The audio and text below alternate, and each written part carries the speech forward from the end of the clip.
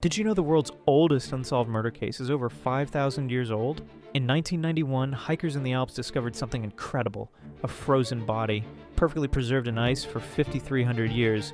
This was Otzi the Iceman, Europe's oldest natural mummy. But Otzi wasn't just an ancient traveler who froze to death, he was murdered.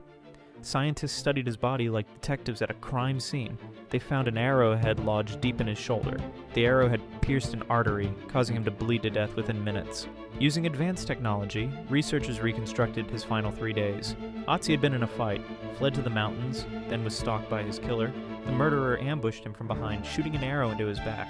Even more mysterious, the killer removed the arrow shaft but left the deadly stone tip inside. This suggests the murder was planned, not random. After 53 centuries, we still don't know who killed Otzi or why. The world's oldest cold case remains completely unsolved.